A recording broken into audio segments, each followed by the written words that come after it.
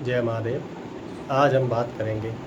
गणेश विसर्जन के बारे में। भगवान श्री गणेश का विसर्जन किस तारीख को किया जाए, साथ ही गणेश विसर्जन के दिन हम क्या विशेष प्रयोग करें जिससे कि आपको विशेष फल की प्राप्ति हो, इसके बारे में मैं आज आपको बताऊंगा। तो मैं आज आपको बताता हूं कि भगवान श्री गणेश का जन्म दिवस भाद्रपद मास की कृष्ण शुक्ल पक्ष की चतुर्थी के दिन दिनांक 19 सितंबर 2023 को मनाया जाएगा। इस दिन गणेश चतुर्थी पर्व है और इसी दिन भगवान गणेश को विराजित करने का दिन भी है। और भगवान गणेश को विराजित करने के बाद कुछ लोग गणपति को 3 दिन के लिए, 5 दिन के लिए, 7 दिन के लिए या 10 दिन के लिए विराजित करते हैं तथा अलग अलग दिनों में विसर्जन करते हैं। उन सभी के लिए मैं आज आपको एक प्रयोग बताऊंगा कि जो जितने दिन के लिए घर पर गणपति लेकर आ रहे हैं और उसका विसर्जन किस प्रकार से किया जाए और उस विसर्जन में क्या सावधानी रखें जिससे कि आपको विशेष फल की प्राप्ति हो, साथ ही विसर्जन करने का उचित फल भी आपको प्राप्त हो, इसके बारे में आज हम चर्चा करेंगे। तो भगवान श्री गणेश उत्सव का प्रारंभ दिनांक 19 सितंबर 2023 को हो रहा है और भगवान श्री गणेश के उत्सव का प्रारंभ होने के दिन ही भगवान श्री गणेश को हम घर पर लाकर विराजित करते हैं। तो विराजित करते समय हम भगवान श्री गणेश को जिस स्थान पर विराजित करते हैं तथा जहाँ पर हम उनको विराजित करते समय जो जो सामग्री उनके साथ में रखते हैं और जो सामग्री रखते हैं उनका विसर्जन किस प्रकार से किया जाए तथा साथ में जो 3 दिन के लिए या 5 दिन के लिए विसर्जन करते हैं उनको क्या प्रयोग करना है, साथ ही जो अनंत चतुर्दशी के दिन विसर्जन करेंगे उनको क्या प्रयोग करना है, इसके बारे में भी मैं आपको बताऊंगा। तो सबसे पहले मैं आज आपको बताता हूं कि भगवान श्री गणेश की स्थापना के दिन से यदि आप 3 दिन के लिए भगवान श्री गणेश को स्थापित करते हैं और उनका विसर्जन 3 दिन बाद ही करते हैं, और यदि घर में मैंने बताया था आपको पूर्व में भी यदि मिट्टी की प्रतिमा लाते हैं तो उसका विसर्जन घर पर ही करें तो उसका भी एक विशेष फल है। तो उसके लिए आपको क्या करना है कि भगवान श्री गणेश की प्रतिमा को 3 दिन के लिए लाने के बाद में यदि आप उसका विसर्जन कर रहे हैं तो 3 दिन बाद में वापस शुभ मुहूर्त देखकर भगवान श्री गणेश की विसर्जित करते समय आप इस बात का विशेष ध्यान रखें कि जो सामग्री आपने भगवान श्री गणेश को 3 दिन में अर्पण की है उस सभी सामग्री को साथ में लेकर उसको एक अलग से कपड़े में बांधें, साथ ही भगवान श्री गणेश की पूजा अर्चना करें, उनको आरती करें, उनके बाद में उनको भोग लगावें। भोग लगाने के बाद में भगवान श्री गणेश को वहाँ से उठावें और उठाने पर उनको या तो एक थाली में रखें या किसी बाजोट पर रखें, और बाजोट पर रखने के बाद में यदि आप घर पर ही विसर्जन कर रहे हैं तो एक बड़ा पात्र लें जिसके अंदर उस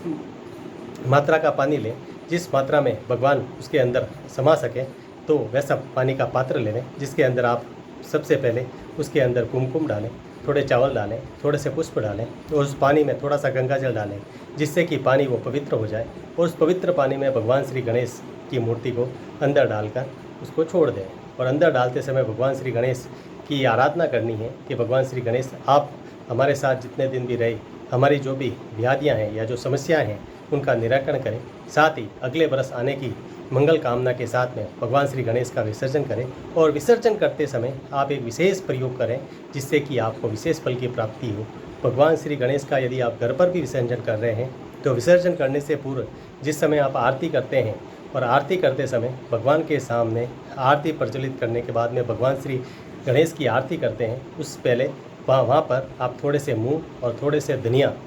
रखें और उसके अंदर एक सुपारी रखें और उस सबको वहाँ पर सामने रखने के बाद में भगवान की आरती करें। और जो आपने मूंग और धनिया और सुपारी रखी है उनको एक पोटली में बांध लें और उस पोटली को भगवान श्री गणेश के विसर्जन के समय उनके साथ में रखें और उस पोटली को उस पानी में समाहित कर लें। और उस पानी को जब आप घर में कर रहे हैं तो घर में समाहित नहीं करें, उसको ले जाकर आप बाहर में जहाँ भी आपको तालाब या बावड़ी या कुआं मिले वहाँ पर आपको ये प्रयोग करना है। और उस समय आपको ये बात कहनी है कि मेरे घर में जिस प्रकार की कोई भी कलह या समस्या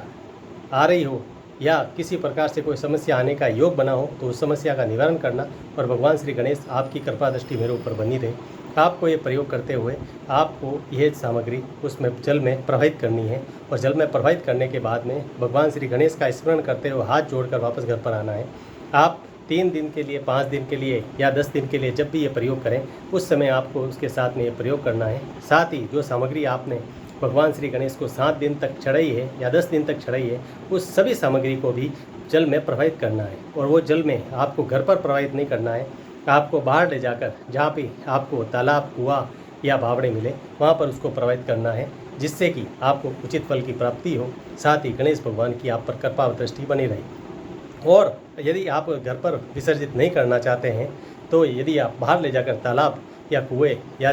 बहते जल में अगर भगवान श्री गणेश की प्रतिमा को विसर्जित करना चाहते हैं, तो उस समय आप विशेष ध्यान रखिए कि जो मैंने आपको सामग्री बताई है वो भगवान श्री गणेश के दाहिने हाथ पर बांध कर ले जाएं और साथ में थोड़े से अक्षत ले जाएं,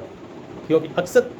ले जाने से आपको विशेष फल की प्राप्ति होगी। और इन अक्षत का प्रयोग आपको वहाँ पर जिस समय आप उनको विसर्जित कर रहे हैं बहते हुए जल में, उस समय करना है। भगवान श्री गणेश को विसर्जित करते समय जो अक्षत आप साथ में लेके जा रहे हैं वो अक्षत उन पर डालने हैं, तथा डालते समय आपको यही कामना करनी है कि किसी प्रकार की आपके घर में कोई व्याधि नहीं रहे, आपकी सभी की मनोकामनाएं पूर्ण हो, साथ ही भगवान श्री गणेश का आशीर्वाद निरंतर आप पर बना रहे और अगले बरस भगवान श्री गणेश रिद्धि सिद्धि के साथ आपका घर पर पधारे और आपको मनोवांछित फल की प्राप्ति प्रदान करें। इस मनोकामना के साथ भगवान श्री गणेश को आप विसर्जित करते हैं तो आपको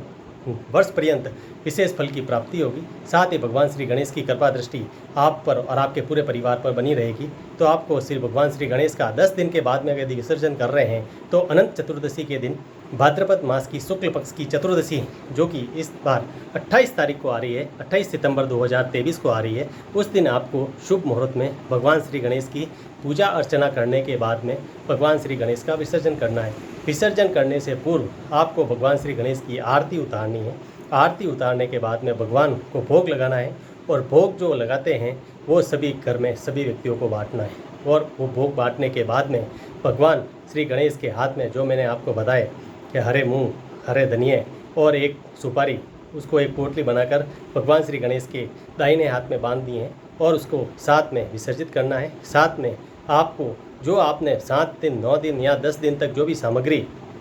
आपने भगवान श्री गणेश के चढ़ाई है वह सामग्री भी विसर्जन करनी है और वो सामग्री आपको घर पर नहीं रखनी है। और भगवान श्री गणेश के जिस समय आपने स्थापित किया था उस समय आपने एक कलश में जो नारियल रखा था और नारियल रखने के बाद में अब उस नारियल को हटाएंगे तो उसके अंदर जो कलश में पानी रहेगा उस पानी का आपको पूरे घर में छिड़काव करना है। साथ ही उसका थोड़ा थोड़ा सा जल आप सभी को सेवन भी करना है, इससे कि आपको वर्ष पर्यंत तक किसी प्रकार से कोई समस्या नहीं होगी तथा स्वास्थ्य आपका अनुकूल बना रहेगा। उसमें से आपको ज़्यादा पानी नहीं लेना है, थोड़ा सा पानी लेकर आपको सभी को पीना है और उस पानी को पीने से आपको वर्ष पर्यंत तक किसी प्रकार से कोई